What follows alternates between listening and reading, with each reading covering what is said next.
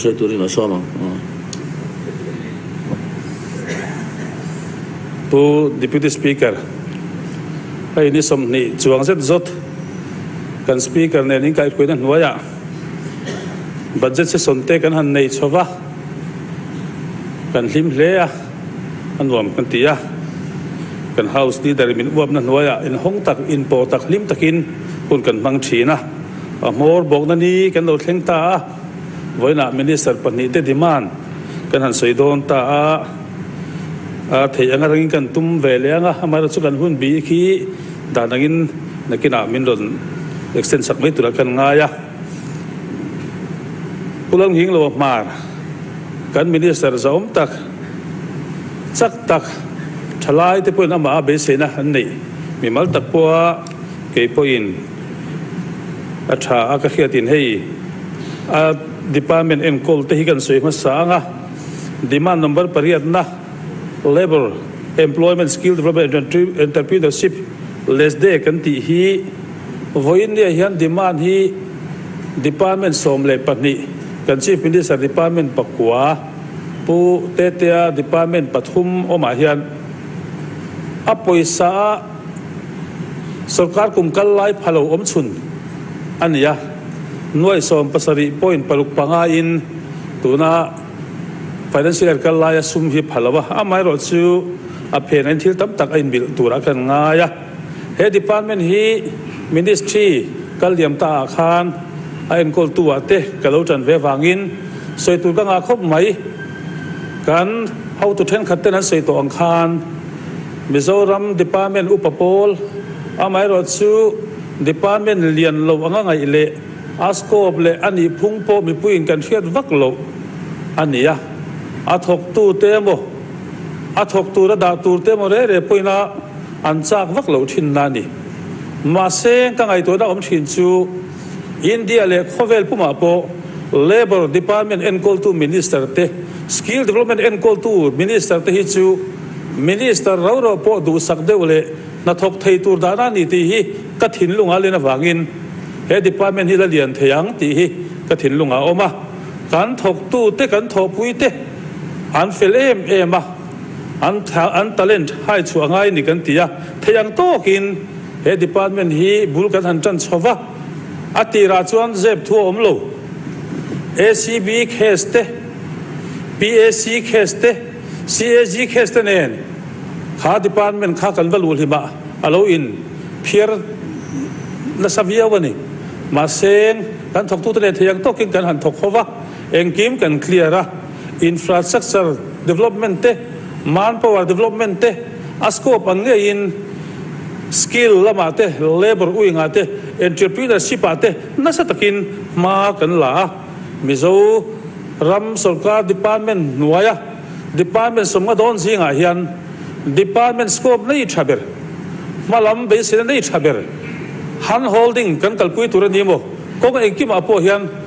angkal chi amanga he department ni alalian berdon ti hi ke hian ka mathira ka soi thina nia director om tur te po hi anchang vak lova in shem na ang de wan ngai thina ni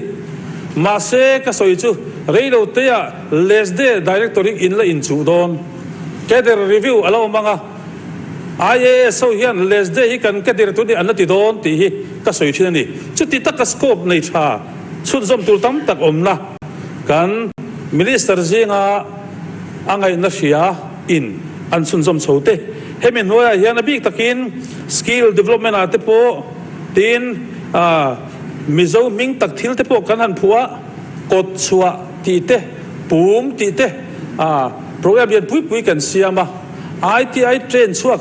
chung ho te an startup na tur sum le pai te tam tak kan pe ya tin mizo entrepreneur chatak tak te chung ho motivate tur te encourage tur ten theyanga hin kan tia labor uinga ni seng kun na thok tu chatak tak te an ham chat na tur te an facility nei da ni na pek te an chan vo an nei the tur ten na sa takin thok tu te ma kan la ni chu heavy a hian na sa takin ma an thei do ning karinga sales collection ringot po hi contract uak ka sales po hi apung ta em tu na hian vai be sa somli somnga vel kan nei thei to karing chu tiang tak chuan he department hian ramtan thil tha tia COVID-19 laya har sanak kan ramin kan nei lai po khan less de nuaya helai welfare board got po hian vai bel se somni le panga somni perudon hi mizo mi puiril tram le har satan khan alwang chuak theini chutiang tak chon he department hi wangin soidu ka nga ma seng hu deputy speaker khamichin kan du tok mai tiang demand number somni panina sport youth services ahian cheng loi somthum pathum point pakho pasari in apunga he department hi thalai te department tho ania ministry kalta kan minister chak tak main le takin enkola infrastructure development lama ten sa takin tin kan thalai te thin lungpo da sa takin min choi kan saka voina ama pura soyang khan cheng noi sing ni don vel minister thar ina malak sun zama turpo kong sang sanga tangin aom theitian soikha kanil walo om chu national level te asia level ani mo world level a kan thalai te medal thazok om sa nei zok ending en lak theng ti hi mizoram le khoi lai vel chu kan ti ve thin kan then om manipur te hianin national level ani mo mun sang zok a hian din mun sang an chang fo maya chu van chuanin kan sport minister tharin man ya soikha hemi infrastructure development chu kan ngai poimo ber ani lawanga kan ti lawang tin an lovin a manpower develop turin and skill develop turin coaching thazok nen kalpui kan tumang ti po hi a that na chen tam viewing ka ria chu ti lai chuan infrastructure development hi khatiang khop khan kan ti chung hian zoram mun sang than hi kan ko var kim han big lo covid le kai noya ke ni ga bial lama te po hian tu na hian tender kha in chu america dar lo na phulem pha ve tur te kha kan han tia saski akhan sarkar kal liamta khan kan da atira to kena zani kan da kan house leader pon min shet pui kan du chu tunan tender meka zali vela da bil tura da be se ni wangin tuna kan ti meka hi saski thara po min don chun som pui kan be se ya tin sakorda ya son mini sport complex kan ma sarkar zo khan bulachana ka huna kan zova ama chu kan hong lei thei lo ni kot khe sa wangin khilai te khiti fel ngai te kan ya he te po hi min en sak kan duwa mizo tangwal te tan he deng he kan urang ti ka ngai tuwa combat game sang chi te a kg level langa in el na hi ani lo chon kan physical ane hian thil tam taka hian wall level a han ti turin ha sana omai thei chung anga po chuan helam panghen sa zokin kan kal hi thangem le ka tia tin il services ani angin hemin hoya hian nss te ncc te ama nss college zirlai le higher zirlai te tana an thu pui po a em not me but you ti mangat ang chi tin self discipline tha om theina turatana zirtir tu ncc te hemi noya promote thei changkai takama wangin hei hi kangai pui mo khop maya institution tamzo ka inzar phar ani theina turin mala kadu pi leni demand number pasarina hian exercise narcotic hian hei lo wanga hasana kan nei hi ana saim em hi kan sarkarin nasa zualin kan zui don ani kan lu chil don ni ti kan chief minister budget speech khan kan huwa kalom khop maya kan thalai rual heti taka min khoi awang hianin hei lian zokin ko than nen NGO dang tenen legislator zong zok te po hian kan party ni da tha hemia hi chuanin okhat kan nei zoni tul ka tia abik takin excise force te law and order hemi kong keng tu te hi kan thuam chak anga ya excise sub inspector pasari lak tur tu na an muang lok hia reilo ten la tura kan nga ya a constable ba thil dang po hi tamzo kan finance minister po hian pe bel thei selangin kan ram hi ang pon develop ma se a mishing berate hi kan thalai rual te hi lia man tuara an dam lo chon om zia om don lova ma so na ke bai ni don awangin kan thalai te target zong hela hianin nasataka kan chet tool ka ti ni le kan house leader dimana kan lut anga he kan house leader hi a budget speech kan soi ho general discussion hang ka soi to ate re pe na te atum ru na te pathian mala soma kum som li don zet mai veilam te tin house a po thu chi lo te chung po re ni o deputy speaker i veila ba hen hun rei tak a chua chung te wang chuanin อามา mindset ชิมพอฮีดิ่งแล้วว่าชุดพวกนั้นเทียมโหลดได้วิ่งกันเถียเทียมถูอินมีแต่อันสวยชูถูอินสวยนังโซกฮีอันอุปังโซกฮี ruling เดียวมันเดียวเฮ็ดสวย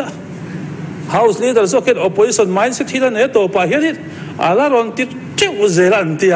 อามาเราจะนี่พอเฮ็ดนี่เทียมเวเจริญhouse leader เฮ็ดส่วนนี้อันน่าเอาแต่ยังพ้นหันผมไม่ละชานดันชินตูร์โตกเตะ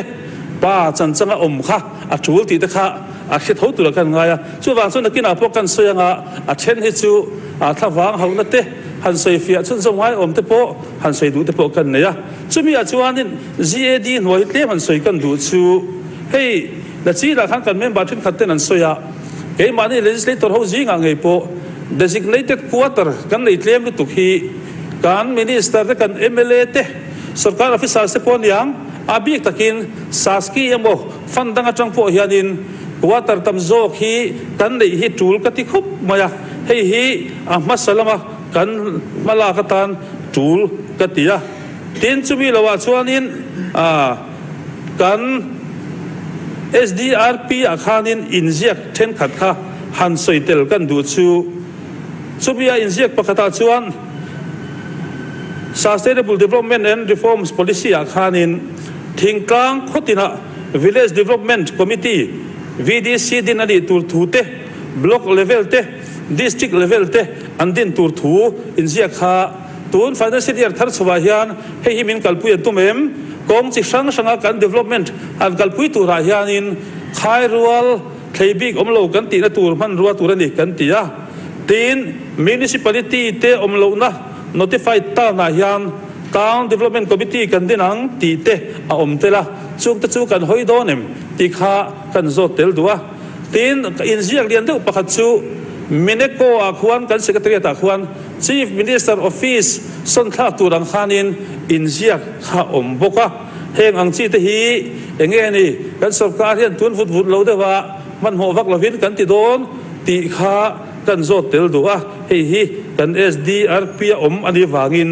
สุดที่รัวชวนเฮลัยเฮียนเคลมหันสวยเตลกันดูจู GAD เล่ planning เตไอ้อินกบหันสวยเตลกันดูไล่จูตูนหายเห็นกันสกัดเฮียนcommittee เป็นช่าง monitoring ตัวเตบอร์ดอังซีเตอันเซียมา Mizoram State Project Monitoring Committee ตีเต Mizoram State Planning Board State Public Policy Coordination Committee Mizoram Education Reform Committee Mizoram Resource Mobilization Committee ตีเตออกมาcommittee อย่าบอกบ่ทำบ่ composition หันเอ็นเฮียนินการสกัดเฮียนินอังไอตัวน่ะทวีตอัมันรัวลินการสกัด Department Officials ลำฮีการไม่เชลต์สวีบิงกับเฮียMizoram Education Reform Committee เตออกมาex officio ตัวตั้งบ่Department มีอังเร่ปุ๊บประคัดมาอมโลปนลำเชียวดังเตเตียนสุดอย่างพวกกินที่ตั้งอาโปเฮียนินสกัด Department มีประคัดมาอมโลนะอมฟูร์มายาproject monitoring เตจุดเตลโลปอจูแล้วนี่ไม่เทียเช่นอมชุนาโปเฮียนantenna resource mobilization ตัวนั้นเตโปเฮียนินแต่เสียส่วนจังเตโปเฮียนอมเวต้าอังเซลังินเองอะโมโลกโซก็กัลตัวที่ทำตกอมิงกับเฮียex officio ตละเทดานตัว provision พวกเขาโลเฮงเตฮีนนเทนยังโอกันตีนี่ตีน vigilance law and judicial ที่หัดสวยกบไม่กันดูเดว่าการสกัด CBI general consent กันเปย์วันนี้เห็นสวยนนเล็กตัวลมกันตียา corruption ที่ยังโตกันดูตาในตัวเล่กัน chief minister เกย์พอ chief minister office เข็นปัวช่วยตัวตีอ่างหันสวยฮีอารมณ์ปุยกันตียาให้ฮีกันตีจับจูลกันตียาให้มีเนี่ยนะหันสวยสมเร็มอาชูลกอายุตาสกัดทาราพอให้amendment จูลแต่กันหันตียาตีนเชอร์มันที่พวกกันหันรัวทาระจักโซก็อมเสนโซกัลตีร์กันตัวมาprosecution ลำฮีตีจับตุนที่พระเจ้าง่ายตา ACB Home Department ไว้มีกันว่าโจกโจกะอัน ACR เลยอันทิลจุงจางเสียกไทยตุค่ะเฮลมา Home อันนี้วางิน prosecution ฮีลกเอยกตามูมาโซกกันลูตีระservice ขัดกันลูตีเราชวนินดานเลยใช้เล็กโกรตูเตกรับสมกันเช็คกตูระเทียนินว่าเราก็กี่พวกเราถึงเราดาร์งอะไรจันเวลากันเปล่ากันสวยตั้งที่โจตั้งที่เราโดนมีเนี่ย pu deputy speaker kalome helai hianin lok ayokta omzanei zo hashiam zo ka kan kalda tur kha atul le in kashia kan soi ani tin finance bi ka hian han soi kan du chu tukin singa kan thia te punan soi to kha helama hian kan house leader te an chut lai khan chief minister finance sang tu ne na khan sum matam chin de wa ani chong khon puya tia khatiang kha adik lovani dictatorship ani ti hi kan house leader he soi dum china amai ro chu helama dinglaman thu ve ta chi a sarkar masa chief minister ai khan budget kalai ain cheng noi sing khat sang kha thum som thum pariat point pariat pathumin anda tamta hi achat na finance bi ka an muthar thut tai mi ti hi kan zo ta sarkar masa po ha thazo kan yang thil poimo tak tak project khan ti ate po engamo chulo man ye kan ti kha kan in hial thin na ni tin covid la kan sum chung sang ate po nimin lama statement mu mala om ta covid chung sang kan in hial ke a thalo hian ka ria har sana kan to covid to kan development po kan sum po alu turalu lawadi ti hi pom mai la development tam tak alo lu tho in ti chi po ni lo kan ni turan kan ni lo mi tam takin nun nan san ti kan ria ni Bible se sang ni chuang fe alo lu lova development a chuan thuri ti hi ipom tlang angu ting kan sei du ni tin chu lo le chuanin account and treasury a son pension lam khoi tu te so thuam chakan ngai de lek ti hi kan donga helai hian kan senior pensioner te voi tam tak an mang an na om china wangin kan chief minister finance sang tu khan min lo thiat sak kan du ani adol le chom kan sei du hi tlemin pu deputy speaker bel me sek lo da si turani ngai poimo em ngai lai nia kan thut dur kan sei dun to kha kan chief minister hi ka khongai khop mai khoin nge mol o ti ka nei ni nimin pia loka karma sat atobla ban yang chu he house a hian restricted tender chungchang asoya tender pani amo hi chu lo thei lo na wangin restricted kan ti angai ni ka chia na point ti lo de theiang kan tum lain he chu chula mo po ka langame atia house po min convince khop baya a omalom mole in zuar thui lu tuk china in stick lu tuka enga mo chu ngai ve dia kan tia kan sarkar masa kan mol po po ka stick te khania in party te po khanin fan tin ma mo ve a dam lo kan te po ngai kan tia ni ma se kan house a meu kan chief minister da puanga asoya adi lom kan ti helam po kan ngoi thapani ma se atuk le loka house commitment kha mi thanem ngai then khate le tu te mon lenga restricted kha kan sel ya open tender tur te lob omrual in he house za omna kan chief minister thu soi to khoi lai ma danglam le ringot kha house commitment to danglam chin kha min ti boy ni thil tam tak kan house leader hian soya helai hian saki bak nei hasiam tak nei angin aha hum thina asoi thina pa berania amai ro chu asoi dur kha atuk loka house lova atob le mai chuang sarkar kal dan tur thil tam tak asoi te po kha su hi selem ti ka lau khop mai su wa chu hen konga hian house kan soi to hi chu alo thalo de ni pon house za omna kan maintain acha kapati em kan house leader hi ka khongai khop mai party changin an nor ka sak tuk china an chai boi lu tuka tin tu man tia achhe thake na huai ta kalpui zela heram tan kum somali se ti va vaina hen ithil ti tum iti tur ko nga hian I veilam mi te hian I tha ti chakhi kan in huamania lau suwang chati hi ta soinon duni adol le kan soile du chu year of consolidation kan ti bo nam issue kan ti dia bo engzo po hian kan house leader hian thil chatur experienced person kan house experience nei berini ikal pui tu red hoi sen takin kalla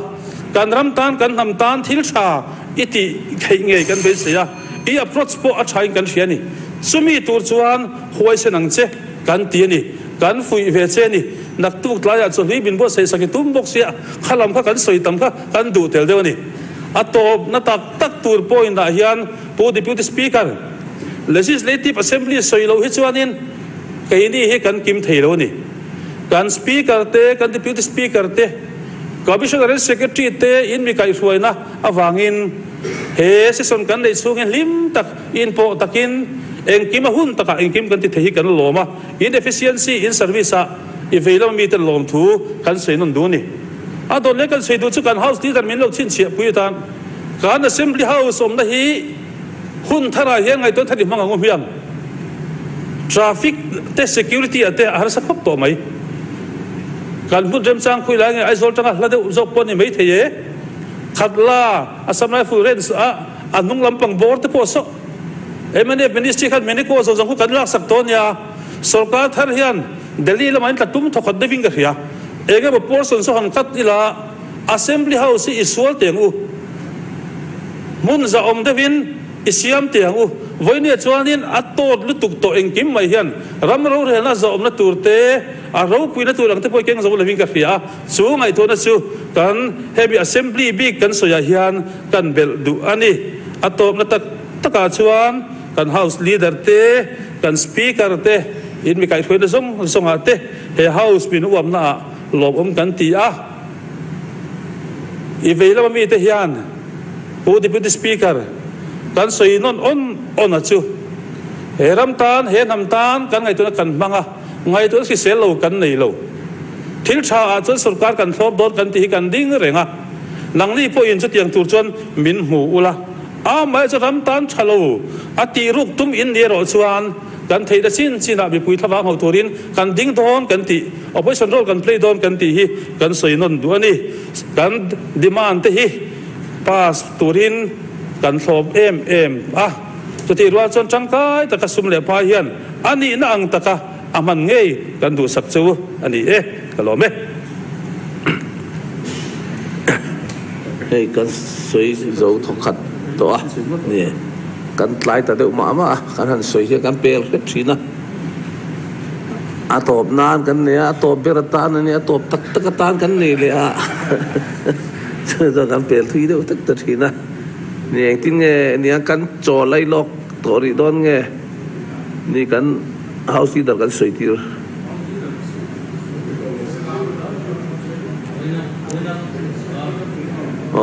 ani le kan house when am lo kan house leader tu se ti lo so ma house leader ang ka soya na kinaka when up let home I don't know miang the deputy speaker minister when up na kan soi mai se han pa soi tir khachu an ni lem do na mi kina du to kin akan lo bai hat than do khai kan ti mo le ani le na kina a when up na house leader na soi hal bok se ani le ni kan soi ho na kan chol ri nga chuan da ra sa ta kan lu khom liang